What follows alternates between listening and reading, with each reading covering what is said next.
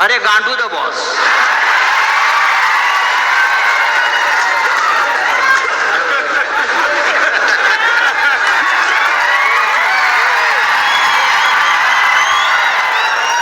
बरोबर ना. आता यापुढे त्याला गांडू द बॉस म्हणायचं. त्याला सांगाय परभणी आहे.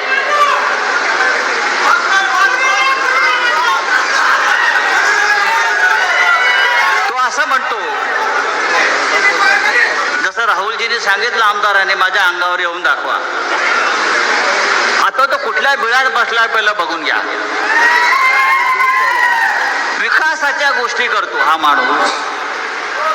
मला वाटतं 2 वेळा आमदार झाला, 3 वेळा खासदार झाला. जवळजवळ 20 वर्ष हा माणूस सत्तेमध्ये आहे.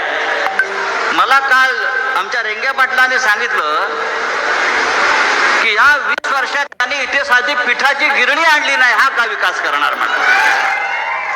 सिंगापूर करणार आहे का? हा काय परभणीचं स्वित्झर्लंड करणार आहे का? अरे हा पत्र्याच्या घरात राहणारा साधा शिवसैनिक आज कुठे राहतो? 2000 कोटीचा मालक आहे म्हणून मला कोणीतरी सांगितलं. शिवसेना या 4 अक्षरामुळे मिळालेली ही ताकद आहे. शिवसेना या 4 अक्षरामुळे आणि ठाकरे कुटुंबामुळे. तो असं म्हणतो मला चापटी मारून दाखवा. अरे चापटी काय तुला तुडवणार आम्ही. मला चापटी मारून काय दाखवा. ऑपरेशन तुडवा हे त्यासाठीच आहे. गद्दार दिसला की तुडवा हे आमचं ऑपरेशन आहे. हे शिवसेनेचं ऑपरेशन आहे आणि त्यासाठी कोणत्याही आदेशाची गरज नाही. हा हिंदू हृदय सम्राट शिवसेना प्रमुख बाळासाहेब ठाकरे यांनी दिलेला आदेश आहे. आणि बंडू सारख्या गांडूने आम्हाला आव्हान देऊच नाही.